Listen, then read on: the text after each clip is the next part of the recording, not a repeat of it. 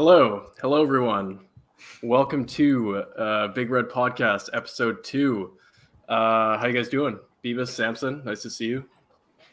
Hanging in there, surviving. Yeah, doing well, Nick. Not at Nice. ETH Denver, unlike the rest Yeah, of if the you world. can't tell. Yeah. We were I was like gonna- hunting down guests for 2 weeks straight, and it was like, oh, I'd love to, and then like a day later, oh, actually, I'm traveling that day, or I'm going to ETH Denver. But Yeah. So for people just tuning in, this is the second episode of the Big Red Podcast. The first one was kind of an overview of Optimism and why we like it and why builders want to build on it. There were a lot of topics sort of briefly covered, and the goal of the show, throughout the life of the show, we're going to go into all of those topics in detail. But today, we have to talk about this major announcement from Optimism. It's the SuperChain, obviously. I'm sure people are aware of it unless you've been away. So yeah, it's a super big deal. And we had a bunch of plans for panelists to come on. Unfortunately, this week is ETH Denver, like you said. So yeah, everyone's in conference mode. And conference mode is really time consuming, apparently. So I've never been, so can't say. But nevertheless, we're 4 on. I'm happy to have Beavis and Samson here with me. Yeah, let's get started. Do you guys want to do some introductions? Beavis, how's it going, man? How are you? Who are you? Good. I think, Beavis, Bite Masons. I assume everybody, that watched episode 1 knows who we are. But yeah, building on optimism a lot, thinking about optimism a lot, romanticizing things of that nature. Yeah, Samson? Yeah, much of the same. Really good to, I'm sad I'm not at ETH Denver, but it is comfy here at home. And I'm looking forward to digging into the Optimism SuperChain. I think, when we talked on episode 1, Beavis, I'd say almost jokingly tried to hint that this was the future of optimism for those that haven't seen it. And then almost like clockwork, 3 days later, we have Base arriving and validating the app chain thesis. So I think we can, I'm looking forward to digging into that and seeing how we think Optimism SuperChain is going to be, a game changer. Yeah, and for you 3 viewers, remember to like, comment, and subscribe. Next show, we're going to hit you with the big guns, hopefully get a Coinbase senior engineer on to talk Base. So today we'll kind of lay the groundwork so that next week we can really, really focus on high-level vision and stuff. Yes. Yeah, you can think of this as kind of part one SuperChain, and next episode are going to be part 2 with Base and everything of that nature. And yeah, by the way, 3 viewers, I love you. Thank you for tuning in. You're awesome. So yeah, I just want to start with a description of the SuperChain, just so we're all on the same page, and the 3 viewers are also all on the same page. So what it is a horizontally scalable network of chains that is all built on the OP stack. So all of these, it's a scaling solution that you have all of these chains running in parallel, and they all share a security layer and a communication layer, and they all share this open source development stack. So it's a permissionless system for deploying new chains to a shared network, and it opens the door to massive scale new application deployments and a new revenue model also, which I want to get into that more with some OP Labs people, so we can definitely talk about that the next episode. I don't know if you guys know anything about the new revenue model that's going along with this, but yeah, that is the SuperChain, and it rewards application developers for the fees that they generate from the chain, and it's sort of like, it's a very cooperative effort from everybody building on this one stack and allowing for this like insane interoperability. So yeah, that is the SuperChain. And the question I have for you guys is, why is this exciting? in your eyes? Why do you? What are the current constraints on scaling, and like what problems do you see from the scaling solutions that exist, and like what problems arise in this sort of cross-chain world? Like why do we need a super chain? Beavis, Maybe if I you could want pick to it up. Samson, go ahead. Yeah, maybe I'll start us off, Beavis, and you can handle more of the technical tail end. Totally. So SuperChain is significant because it allows for many more projects, people, protocols to make the most of the security of Ethereum.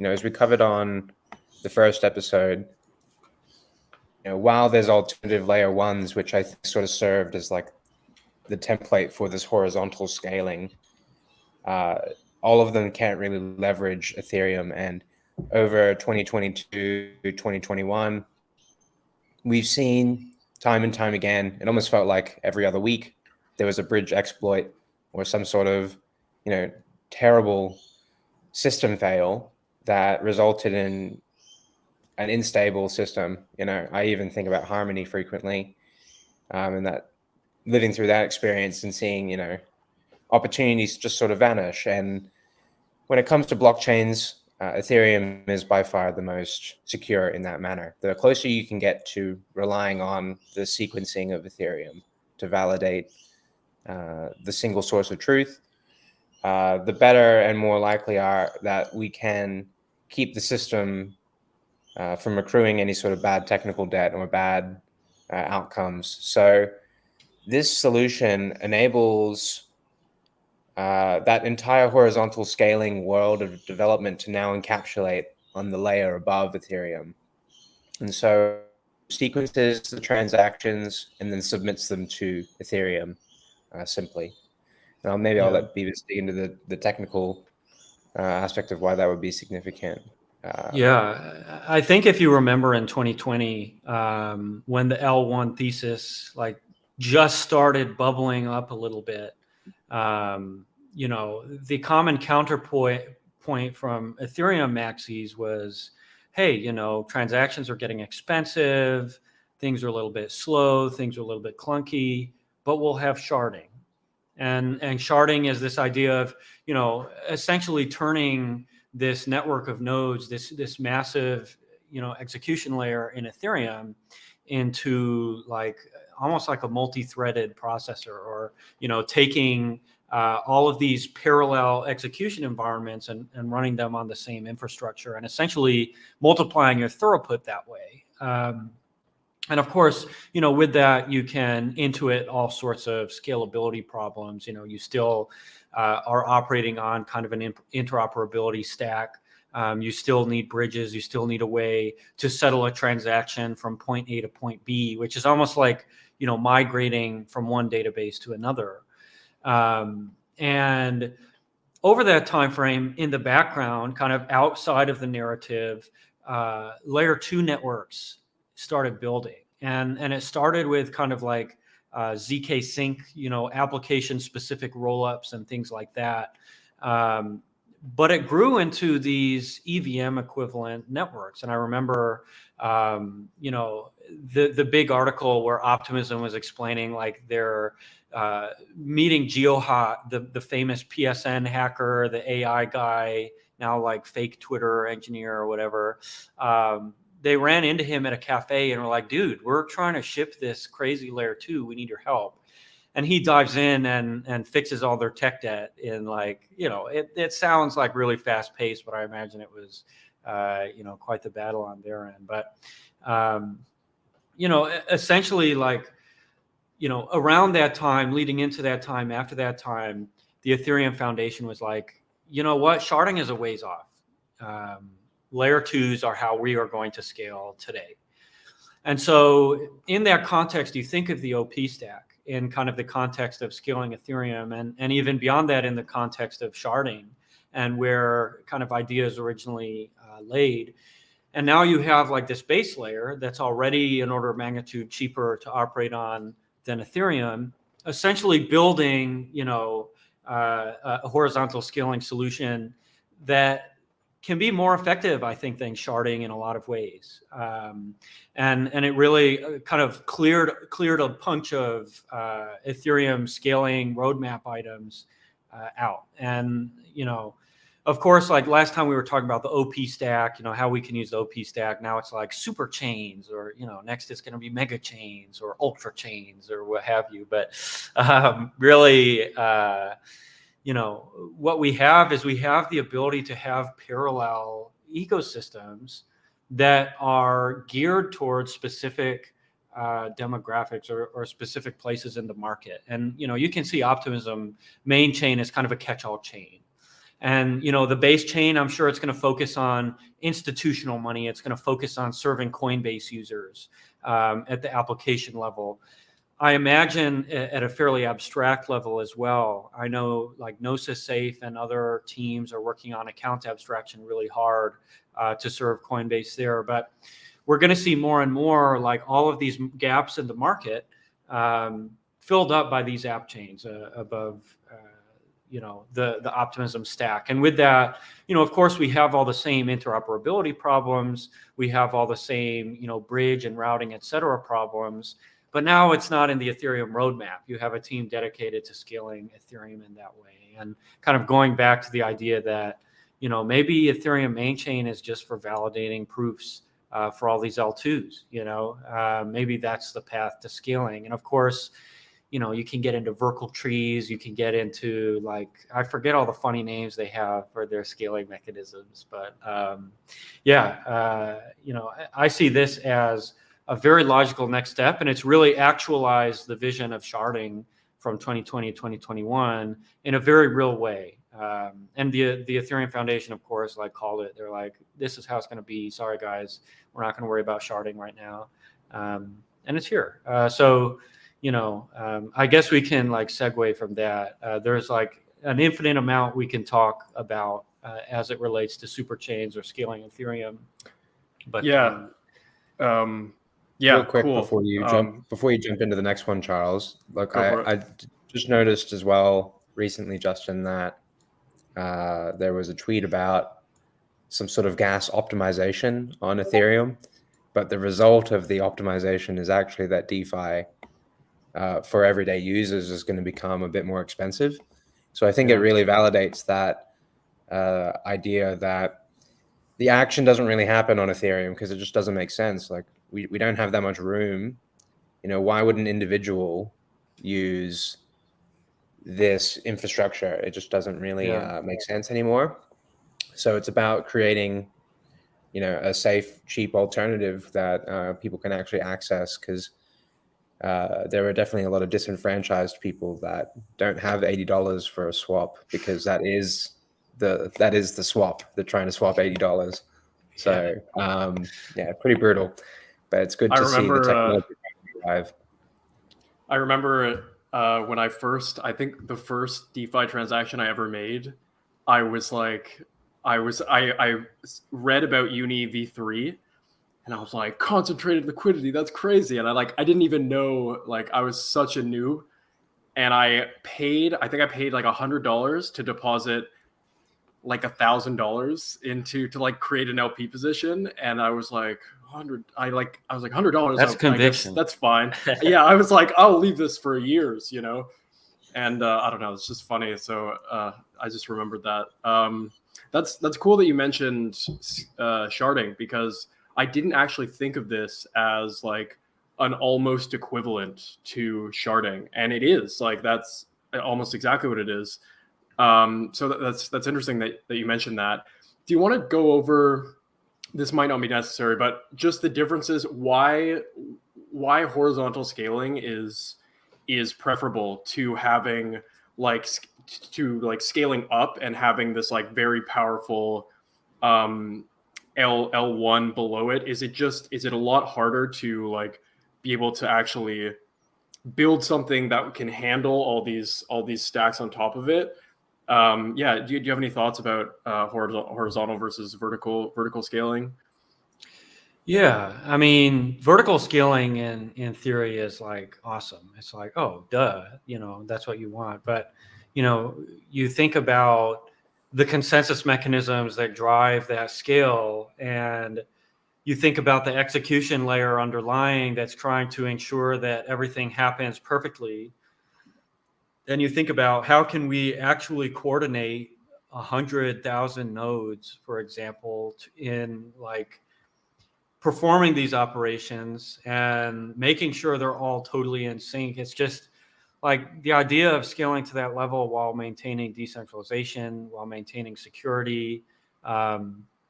It's like a huge challenge, and you'll find that the way that challenge is often worked on is it's worked on by taking smaller, simpler elements and just breaking them up. Think about a single core processor versus a 4-core processor. So now you have 4 cores that you can delegate things to, and you think about like multi-threading. Okay, now those cores can communicate a lot more efficiently. And you think about how computers have always scaled. Think about like a single transistor versus like now we have processors and powerful computational devices. It always happens in chunks like this. There's no massive like, hey, let's just break the laws of physics, because the laws of physics are always going to be pressing down on you. But you can optimize each individual unit, and you can parallelize many individual units and maintain that highly secure, trusted computing space, because it's predictable, it's relatively dumb. You can have, I remember we used to joke, Andre Cronje used to sit in the Phantom office manually punching out transactions by hand. That's like with 15 transactions per second, that's almost what it feels like. And that's really easy to manage at a consensus level and at a design level. And it just makes a lot of sense. So vertical scaling is like, you hit the blunt and you're like, oh, dude, what if Ethereum but a billion, and then, you actually sit down to design it and it's like, oh, wow, I forget trade-offs exist, So yeah, it just like horizontal scaling is just more manageable. And then as each constituent part gets optimized and is able to scale vertically, it benefits the whole system by orders of magnitude, and that's how we get the exponential growth of computation hardware. So, or I guess this is like a virtual machine mixed with like, concurrent hardware processes. But yeah, to all the blockchain developers, the experts in the audience, it seems like we could just go to the CPU market and just see how they describe multi-core versus single core, and get some really cool new marketing buzzwords for not the next SuperChain, but the next Infinity Bridge or whatever they're up to now with CPUs, because that's a really nice parallel. Not that CPUs are easier to understand than blockchains. But, yeah, I was just gonna say, my non-technical brain, I was thinking about like an analogy to like a team of people all sort of working together, forming this one goal, rather than some very smart one person doing everything. But then again, I don't know. I don't have a technical brain, so it might be a kind of a false analogy. But yeah, I like the CPU parallels there. I mean, you can even take it out of the world of like pure technicality. Not to say like, okay, architecture. Think about building a safe and secure building when you're just using like, boxes and, stacking them, taping them together. Like that's kind of how cargo ships work. You have these units that are really predictable and modular, and you can stack them crazy high and make these insane, seemingly impossible arrangements on these barges that are somehow secure. And then you think about like, okay, now how do you build a cathedral? How do you like, how do you build something that can stand in its own right reliably, and do it economically feasible? Because these are kind of economic rails. And I would say building a cathedral is definitely not economically feasible. It's like, you think like Temple OS, a very funny analog. It's like, you can build the most complex, like crazy intricate system. You can build a tourbillon watch, But when you do something like that, it's like, the trade-off is, we need to pump infinite money into this, and it's literally inaccessible. So again, there are so many like trade-offs and so many things that can kind of noodle into the trade-off space that are unexpected. Even like, cooking or what have you. It's just like, if you're cooking for the whole world, if you're cooking for 1 billion people, you're not going to make like, a 9-course tasting menu. You're probably going to make a bunch of PB&Js or like 1,000 pounds of corn. And, we need to opt for the corn when we're trying to coordinate, all these nodes and all these participants. Yeah, nice. Yeah, I like that. As much as I would love to keep talking about corn, I want to talk about the other sort of similar systems that exist right now.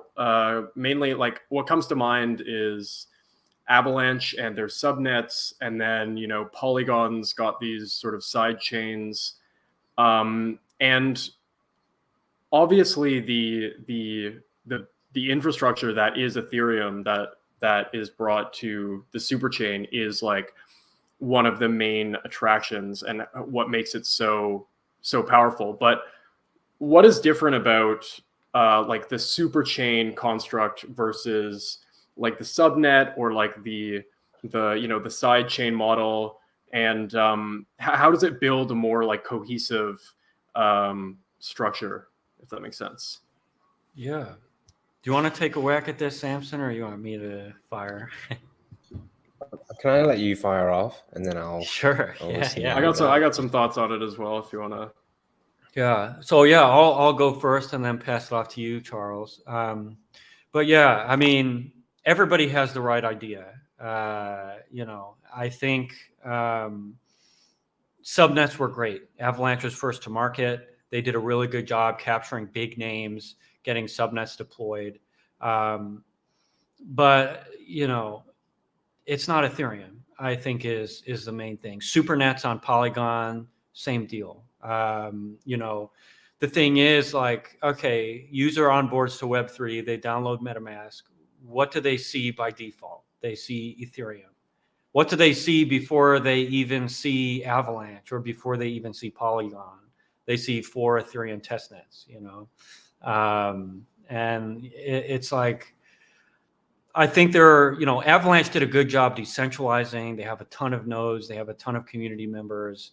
But it's just like not Ethereum. And that's like the rub in all these cases is like, now Optimism is giving you the infrastructure to deploy on top of Ethereum. And, right now, their prover is guarded by a multi-sig as opposed to fully decentralized. That I would say is like, hey, Avalanche is still relevant. All these other things are still relevant because layer 2s aren't decentralized yet, which I totally get, and I think we've got a long way to iterate. But to me, as someone who runs blockchain businesses, it's like, do I want to be on Ethereum or do I want to be somewhere else? And the answer is always, I want to be on Ethereum. And what the OP stack and SuperChains do is they let you be on Ethereum. And, you can argue that this is 1 degree separated, 2 degrees separated, but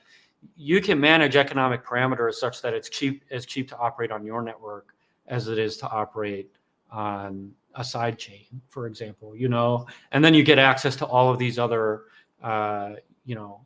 entities. And, you look at the size of Optimism, their token FDV is insane. I'm sure their equity table is even more insane. They've got the best, investors in the space backing them up. They've got professional market makers out the wazoo. They've got support on like every major centralized exchange. Onboarding is never going to be an issue. When you're starting a business on a network, and you can just do npm install OP stack and npm deploy superchain with your constructor arguments or whatever, it's just like, it's hard for me to even think about anything else. And that's like, I think it's fabulous tech. Like, I think Avalanche is executing at a really high level. I think Polygon executes at a really high level. But dude, like, coming out with Coinbase as your first partner, It's a Chad move. It's a Chad move. Dude, it's like, man, like, way to invalidate, like, half of, Yeah. alt-chain theses in one fell swoop. But what are your thoughts, Charles? Yeah, I was just thinking about, we were talking about bridges earlier, and like in this sort of, in the world that we live in now, the crypto world that we live in now, it's very like chain centric. And it's very, I heard Jing from OP Labs describe it as chainy, where it's like, it's super competitive. We've got all these different chains, and it's like, okay, what protocols on which chain, and like who do they have building there, and like who's going to win the race, you know what I mean? And you have this sort of like fractured system where the pain points, or like the points of failure, are most often the bridges. I think, for context, I wrote this down. More than 50% of all DeFi hacks ever have been bridge hacks, and like I think it's over $2.5 billion. Most of that was last year, and so it's like, clearly this is an area where we have to have some system where the weakest chain isn't going to affect chains that they're bridging to. You know what I mean?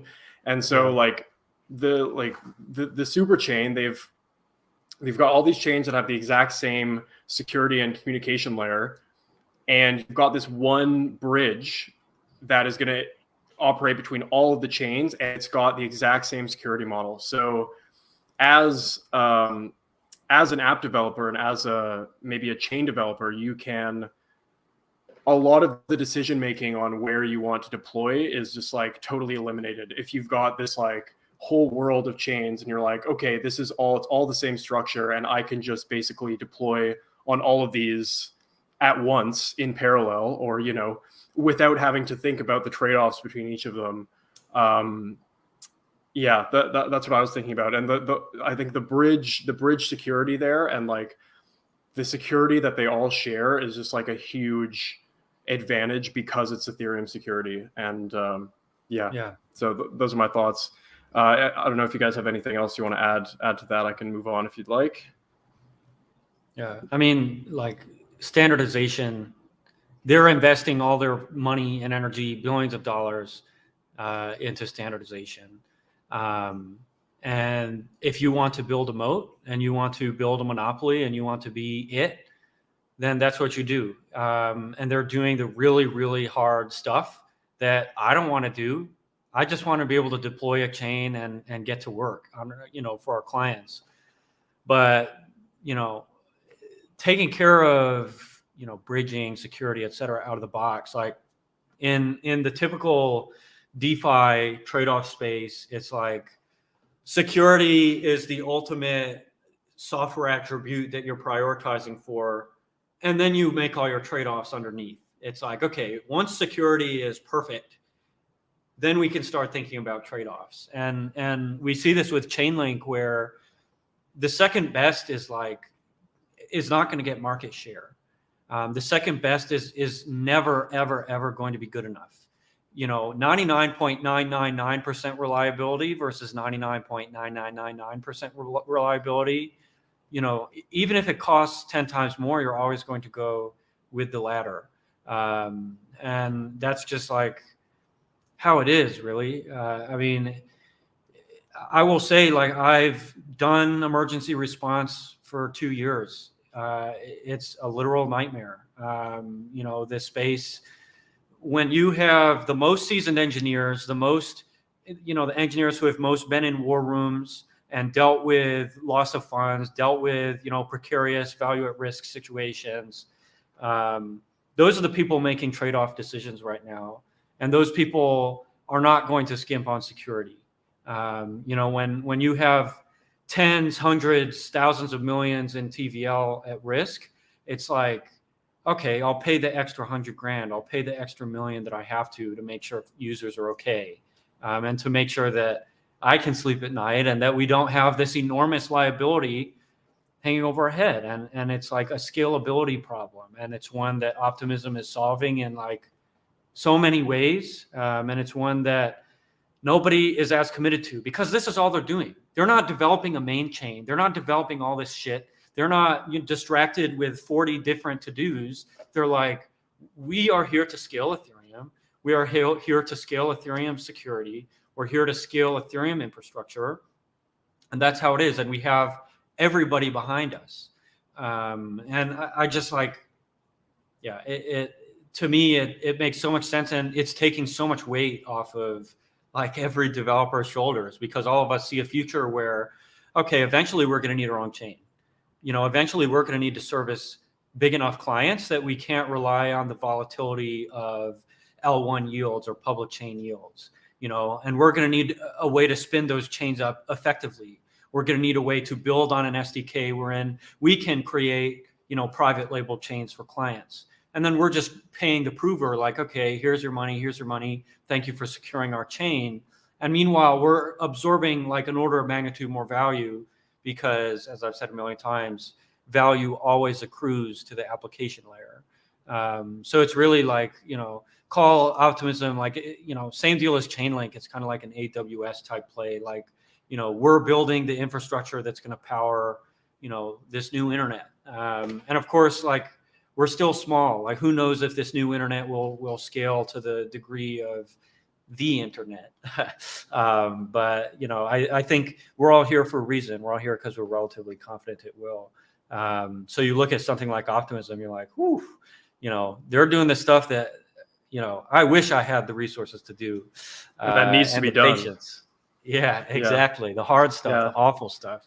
Yeah. And I mean, everybody talks about onboarding the next billion users or whatever, but it doesn't mean jack if you don't have the security and the infrastructure, like to onboard the next billion users and not have them lose $1 billion means that you need like ETH security. Yeah. So Samson, you got anything to add to that?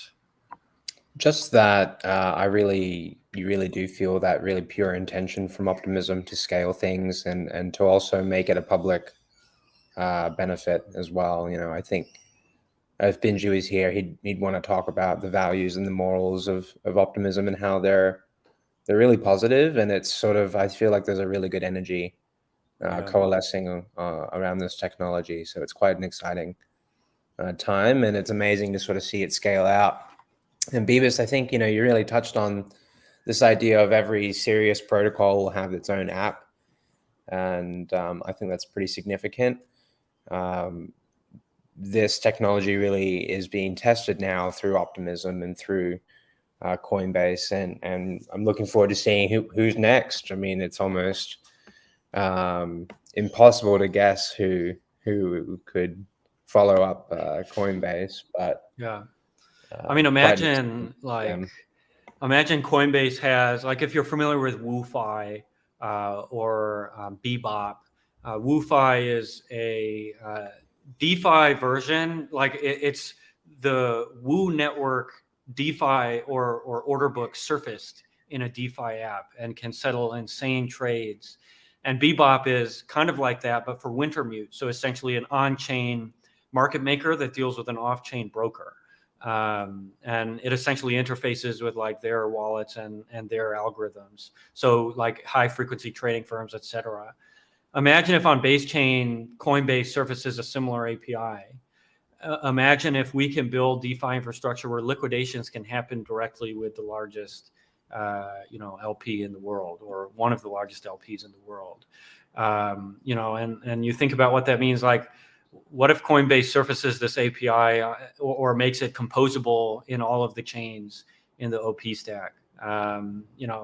It's really like, this is the infrastructure that, you and I, Samson, like, we're in Telegrams and Discords all day trying to figure out how to coordinate this stuff and figure out how to, okay, we're deploying here. How can we, ensure there's sufficient liquidity? How can we ensure liquidations can go off adequately? How can we ensure there's not too much volatility? How can we ensure we have proper oracles? How can we ensure, we've got bridge infrastructure in place, moving to these chains? And so often, like, we can't check almost most of the boxes in many cases. At the very least one, like, very few networks have mature enough infrastructure to support all of our needs as a business. And like, focusing on that. And I will take advantage of us talking to the OP fellas. I believe Benji's official title is your guy. So we have our guy, and I'm just going to annoy him constantly about making sure we can compose Chainlink oracles and market makers APIs and stuff onto the chains, because that's the stuff that like that grows the addressable market of DeFi by orders of magnitude. It's like literally crazy. I'm thinking back to Phantom days, and when there was that really large wallet in Scream getting liquidated. And how long that took and how difficult it was, because there wasn't enough Phantom to actually liquidate the loan in a sustainable way.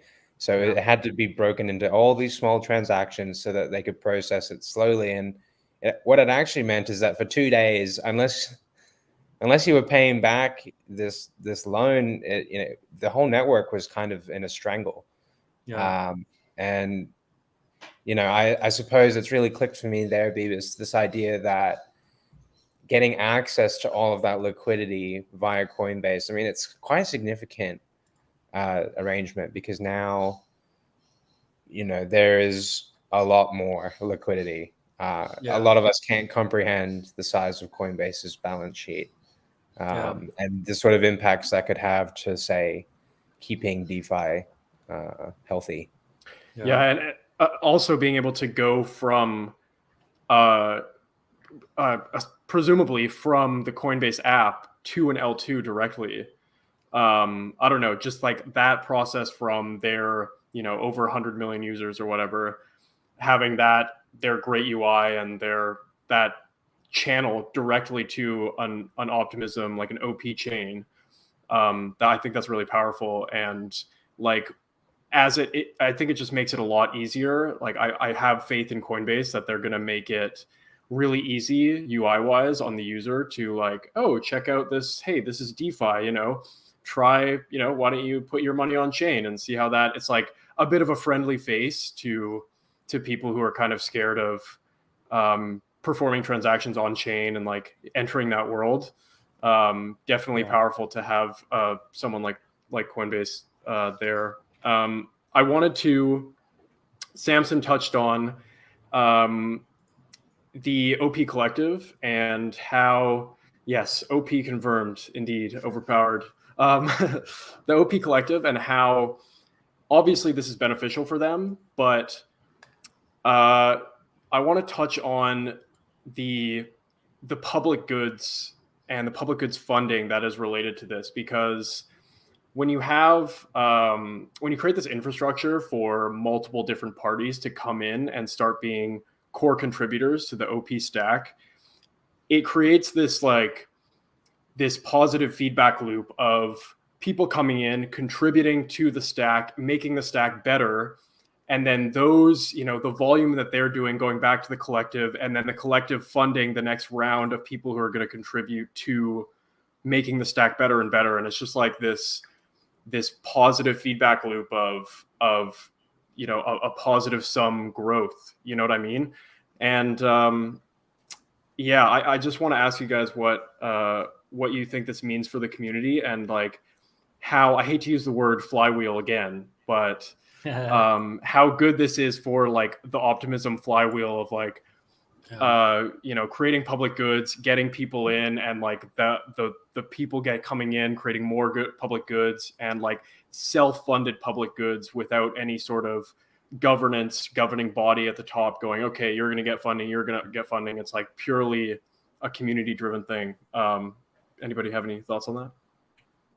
Well, obviously this Coinbase announcement means a lot more exposure to Optimism and their mission. I think if Optimism was a city, they would want a city where no one litters, You know, they want it to be just an absolutely a space where when you enter the room, you leave it better than when you came in. You know, I think that's the Optimism mission. And this recent announcement of the SuperChain and Coinbase taking on the Optimism technology is a huge validator, really.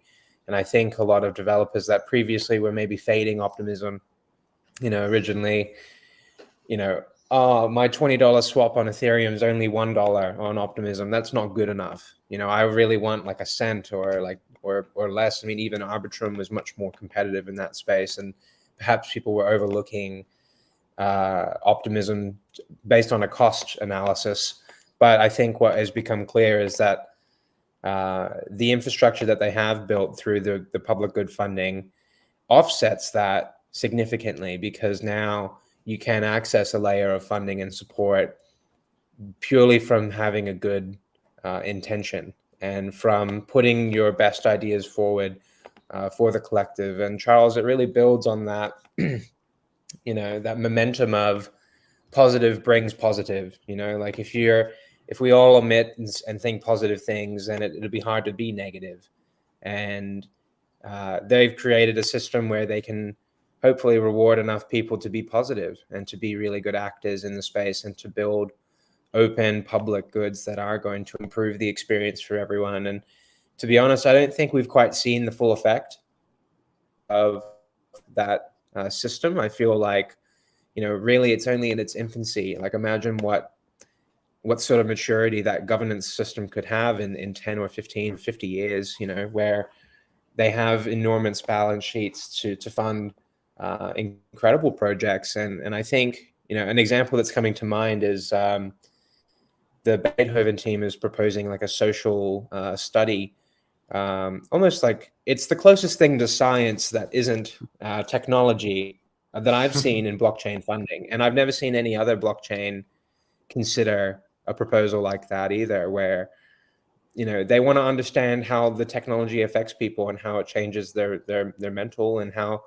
they can create not just fans, but make everyone a contributor in their own way.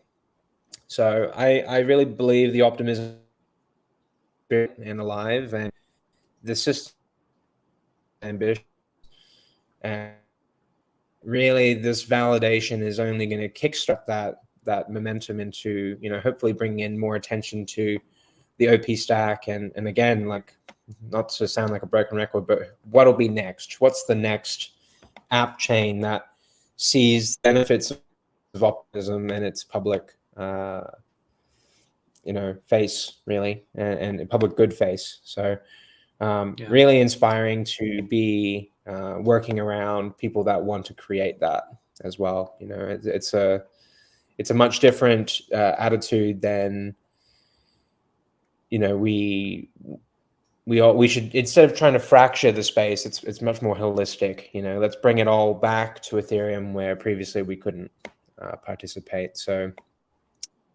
my thoughts on that, Charles. Thanks for asking. So wholesome. I think kind of like a big thing that isn't well understood at the user level is that Web3 development right now is not a profitable endeavor in nearly any capacity.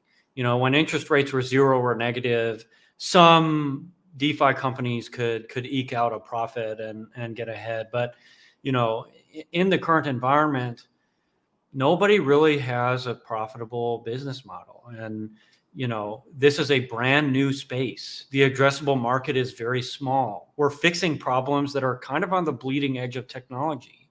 So, you know, when you're trying to build an ecosystem, you need to bootstrap projects. And, you know, it's kind of like a lot of the revenue in this space, or a lot of the growth, or a lot of the market penetration in this space happens at like the token level, or in some cases the equity level, where, you know, you are trying to create technology that can conceivably in 10 years be hugely profitable. And, you know, they built their governance system and they built everything kind of at the root to support things like that, and to support companies saying, hey, I see something that can have a positive long tail impact on the ecosystem, I'm going to march up to governance. I'm going to march up to the council. I'm going to say, hey, here's my pitch. Here's my proposal. Can you help me out? And we're seeing a lot of times the answer is yes. And, you look at that OP token fully diluted valuation. You're like, oh, okay. Well, what can we get for $10 billion or whatever?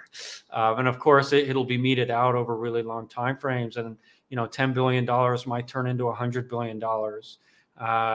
And that's just the power of token economies. It's the power of decentralization. It's like we can crowdfund anything that we think will have impact.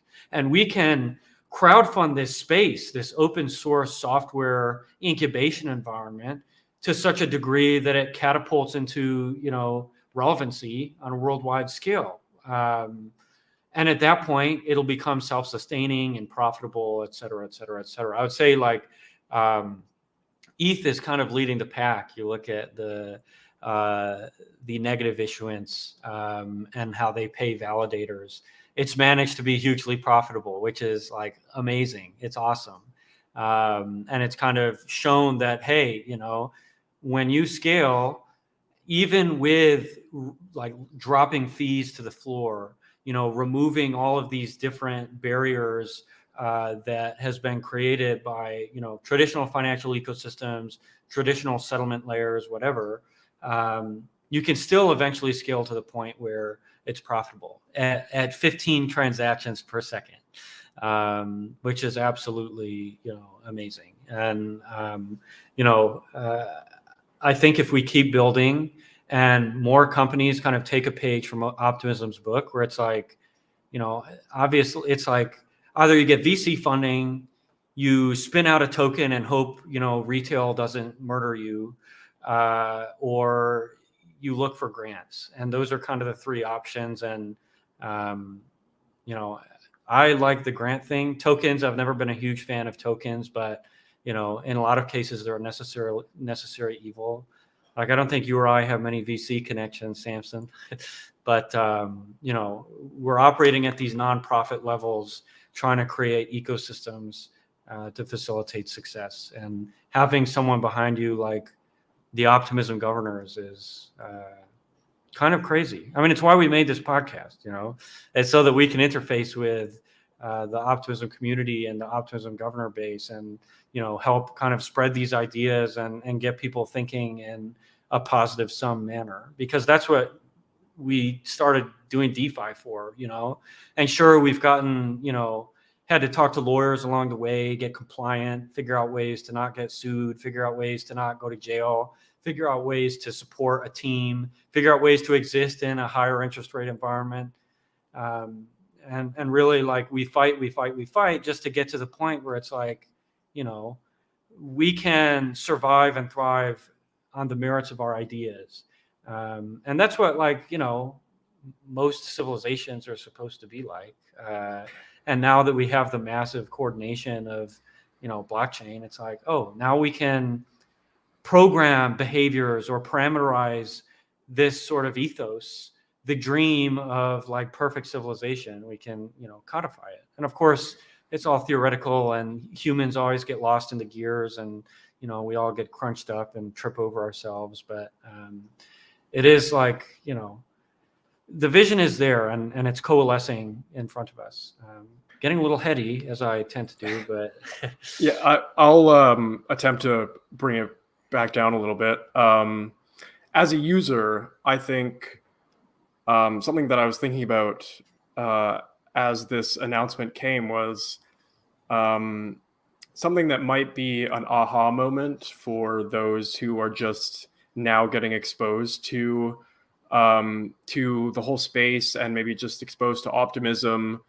An aha moment for them might be, here is a system, here is a governance system where I can have a real say in what goods I want to fund, and I can be directly interacting with those that I'm looking to fund. You know what I mean? And I think that's a really powerful idea that is kind of an upgrade to a lot of the democratic systems that people are exposed to now.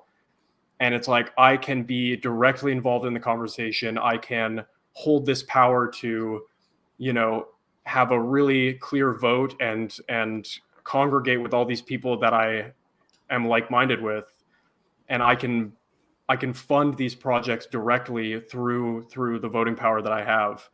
And it's like, since I am the user on the receiving end of whatever goods are being built, you know, I like, there's no one who has a better say than I do, because I'm the one using these projects. I'm the one like on the receiving end of these, of those the things that are getting built. So yeah, it's just a really awesome, like, further decentralization of a democratic system that I think once that clicks for new users, I think that's something really powerful.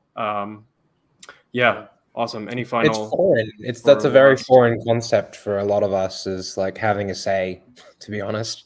You know, a lot of us don't really get involved and have that in when it comes to developing public goods, you know. So it is a unique opportunity that in some ways I think OP is the ultimate governance token, and is such a blueprint for what is possible. And I'm not saying it's a perfect system yet, but like all things, it's being worked on and it's being refined. And it is amazing that anyone can participate, and you can go on the Optimism forum and sign up and have a post, and no one's gonna, you know, be that mean to you. No one's gonna say that you can't come here and have no opinion. You know, you're not worthy. The reality is, this is for the people, by the people, and that's the beauty of crypto and blockchains. And it's Optimism, I think, leading a significant spear through this friction of, is blockchains even useful? You know, I think Optimism proves that they can be, and that they are. They're systems that are incredibly powerful. I love the ability to have an idea and have it be funded through something like a proposal or a governance move. It's a clear win, and it forces everyone to get organized as well and think through the problems. So it's only a matter of time, I think, before they've refined it into something that not only is ambitious, but extremely impactful, if not already. We've seen, even in just the year, if it's even been a year yet, but in just this year, massive changes to their system through the retro public goods funding and the token house, other things, that it's allowing Optimism to have flexibility and allowing them to also fund new and exciting projects that otherwise would have been relegated to a side chain and not been able to benefit from the security. So yeah, massive improvements for Optimism. I am actually wondering if, I know a lot of the, I heard one of the OP Labs people say an announcement is basically an announcement of how much work we have to do. So there's a lot of things to be done to put this SuperChain vision into action, into implementation. But I was wondering if you guys have any ideas on how the governance system would work with all of these OP chains. I know that Base isn't releasing their own token. So it seems pretty clear how that would work. Like, the OP token is going to govern, like, I'm assuming there's going to be proposals being made on all these different chains, and the OP token remains the governance token on all these chains. But yeah, I was just wondering how the construction of all these different parallel chains might impact like how the governance system works, if at all. I mean, I wouldn't expect OP to govern the other chains, to be honest with you.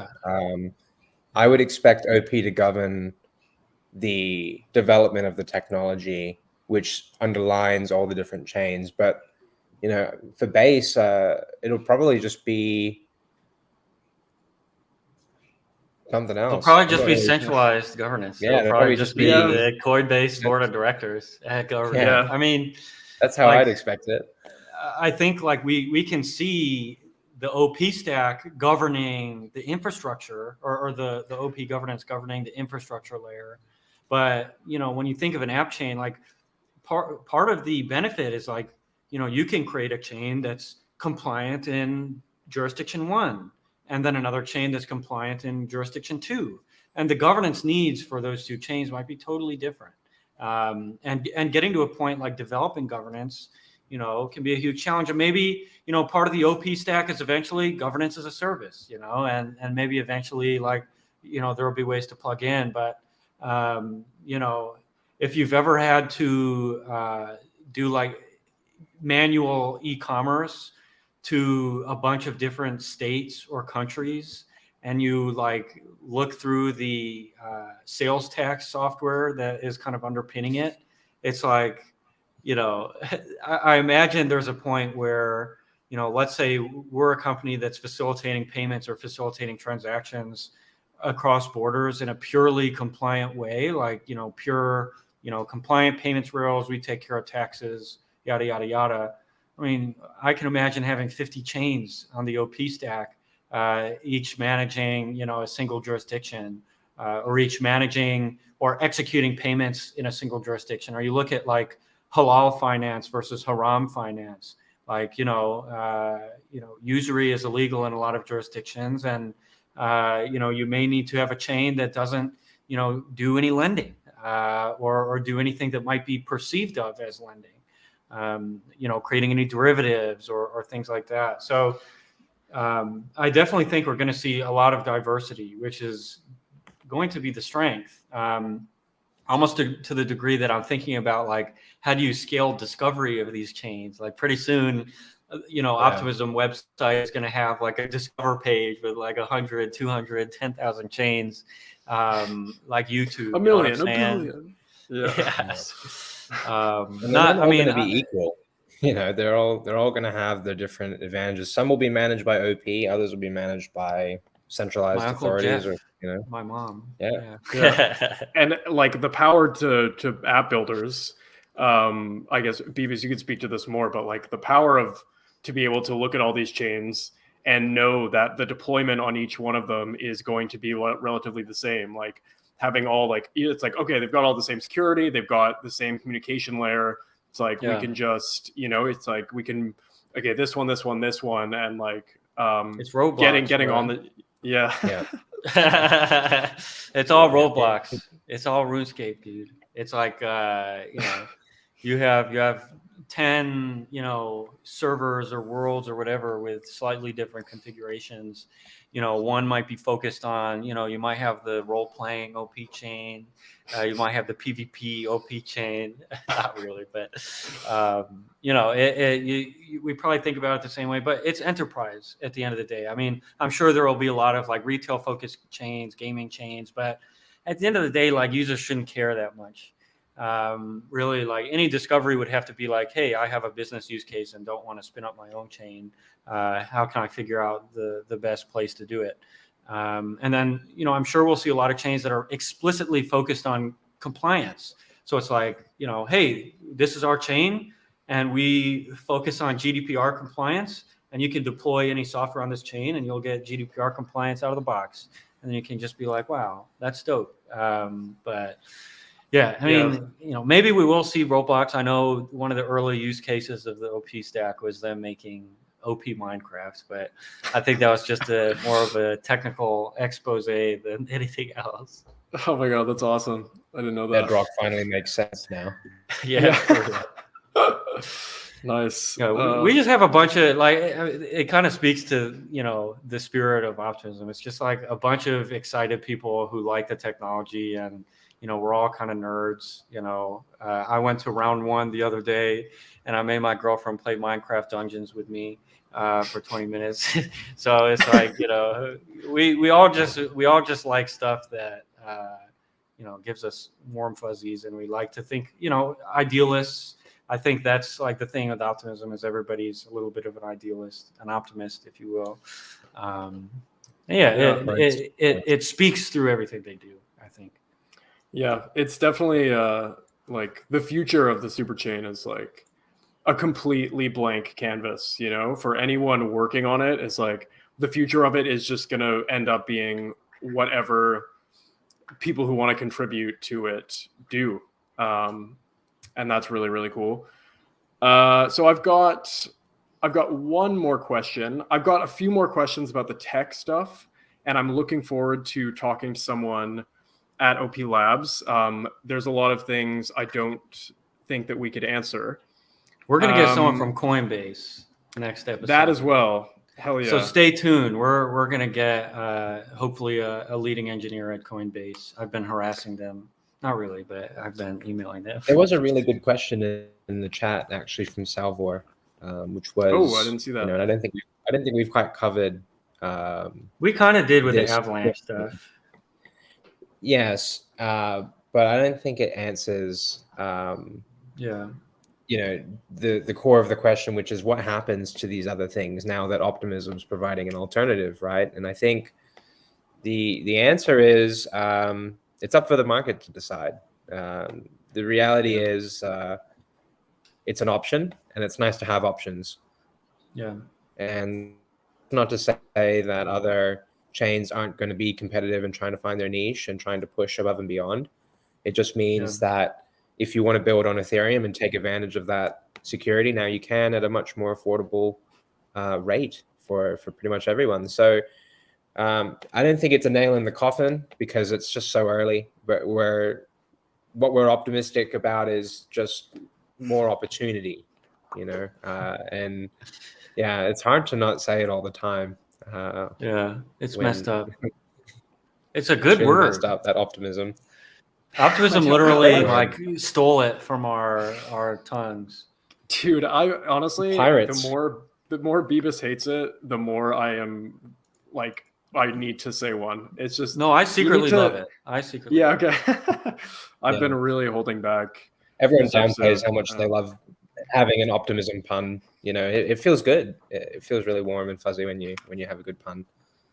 Yeah, optimism, but Earn's a really great one. I think you subconsciously made that happen. Yeah, no, that was definitely on purpose. I think it was very, it was very conscious. It was very conscious. But no, it's a great question, Salvor, and we're all watching closely to see where things develop next. Yeah, but yeah, Charles, Cosmos if you want to dope. click on to the next. Cosmos is dope. You know, I even love things like ThorChain and like how that offers, you know, another avenue of moving, you know, funds. But that's not even that's just a different like tech entirely. It's not even a blockchain. It's just vaults. It's a trustless bridge. But anyways, there's so much cool tech in the space, and Cosmos and Polkadot, they have their niches, and I think, you know, they're up against a pretty amazing machine, though. You know, you're up against Ethereum, really. So it is, you know, the developers that I speak with, they don't really consider anything but Ethereum at the moment. It just sort of seems like the Ethereum virtual machine is winning. And if you were serious about trying to reach the largest audience, you would probably just build on Solidity in the Ethereum virtual machine. So we'll see how it goes, but I just wanted to touch on that one. Yeah, Ethereum is in beast mode, as Beebus would put it. So the rest of the questions I have are very focused on the technical aspects. So we can try and cover a couple. I think a lot of what needs to be worked out is are problems that still need to be solved, if that makes sense. So I think a lot of the specifics of the super chain are like, okay, we're gonna, you know, here's the idea, and now we're gonna sit down and we really have to crack down on the details and like how we're actually gonna make this run. But what do you guys think happens to? What is the role of mainnet in this case? Like, it's just one cog in like all of these super chains, and it serves its own purpose. Because I mean, I could see volume on mainnet slowing down a bit with with the introduction of all these different parallel chains. Do you think there's any consequence to Optimism mainnet as users sort of go in different directions? Maybe the addressable market that Optimism and their other super chains are going after will be similar. But the thing, Optimism to me, it's like, okay, the Optimism mainnet core use case is like Optimism governance. It's like an optimism centric economy as well. A lot of assets are paired to the OP token. So a lot of people will see benefit to participating in that capacity. And then I guess beyond that, it's a source of revenue for them. They have like a really powerful chain. They can make it as boilerplate as possible, test new features, and sort of set a standard. Coinbase, I think, is giving maybe around 20%. I know they originally said 20%, and then they were like, we'll give them whatever percent. We'll see. But all of these super chains will be a source of revenue, and I don't think the OP token or Optimism governance is going to be spitting out an insane amount of tokens to build on base. I think that's Coinbase's problem. So, I would say it remains relevant, and it just remains kind of, like you said, another cog in the machine, and probably will forever be one of the livelier ones, and kind of be a really great hub that branches off into all these other places. But yeah, I don't see it having any special powers. I don't see the OP token having any special powers necessarily. Maybe eventually they'll do like a Polkadot thing where you need to stake OP tokens to make a super chain or whatever. But, I don't think they're looking to invent barriers to entry now. You know what I mean? They're trying to develop standards, and the long-term ROI of having, the ultimate standard isn't worth any friction, whether it be, costs, whether it be staking tokens or whatever. So yeah, could be wrong, but yeah. And speaking of fees, it sounds like that decision is Coinbase's, or whatever team decides to build on the stack. It's sort of up to them. It's their discretion what percentage of fees they want to send back to the collective. And I guess I'll play a bit of devil's advocate here and go and ask what reason would chains have to contribute more than 1%, or like contribute the minimal possible amount back to the collective? I guess the answer to that would be the Optimism vision, and if you are building with Optimism, you share these values. But just wondering if you have any thoughts on what prevents chains from just building on the stack and then going, we're just going to keep all the fees. We're going to, we don't need to send those back to the collective. We're using your stack, and we're happy with where we are. Yeah, I guess any thoughts? I mean, they can just enforce anything they want, really. So I imagine same sort of deal, like just don't care until you're scaled up so much that you could take like a small fee and still be the biggest company in the space. You know what I mean? Like this is VC fueled 100%. You look at their Crunchbase, it's like A16Z paradigm leading probably an army of smaller investors. So everybody's behind them. So they really are not going to be like rent seeking anytime soon, I don't think. But yeah, a million revenue models they could go with, whether it be taking a cut of fees at the transaction level, charging fees for their prover, charging fees for access to infrastructural tools like oracles or bridges. Really, like they can touch on a universe of endpoints. And the typical is like make it as cheap as possible to start up and get going, and then wait until a company or whatever is up and running before you start charging them money. So like think of like a Shopify model or a Wix or a what have you model. So I see it kind of being the same thing, just enterprise infrastructure type stuff, and focus on making the businesses building on you successful, and you'll eventually find very easy ways to capture that value down the line. Yeah, I'm not sure how permissionless the fees are, to be honest, Charles, but I would expect Optimism's game plan, as Beavis is alluding to be high volume mentality. We want absolute throughput. We want to validate the technology, and we want to get everyone loving it. And then as soon as there's no other option, we could see something like revenue becoming a bit more of a core point for them. But the reality is it's a perpetual money machine running the sequencer and taking in these fees. And if they can become the de facto standard for anyone that isn't on a side chain or wanting to, be an institutional player. You touched on, I guess, like where the money will be, and I'd say that Ethereum's going to have just as much value as ever, and I would just expect Optimism to increase. I'm not sure if everyone will be using Ethereum, but I expect banks to be, and I expect massive balance sheets to be using Ethereum because there's, I guess, less room for error. But the Optimism game plan is probably, let's focus on adoption, and then we'll come back to that conversation. And for people that are building these super chains, I mean, I'm curious, like, is it going to be a race to zero fees?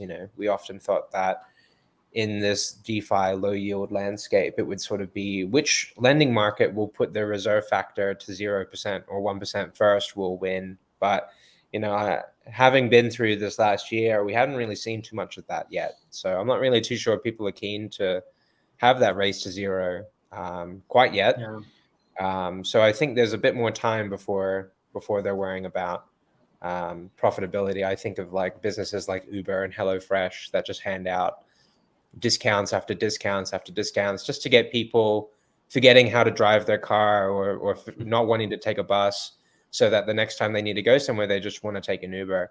Or the same thing with HelloFresh, deciding, if you do that, if you get your food delivered to you, sometimes you'll forget how to go to the shops and buy food because people are so fickle and so caught up in the moment that the convenience factor is like, I guess, their loss leader. And perhaps that's what Optimism's doing right now, is just offering convenience and offering support.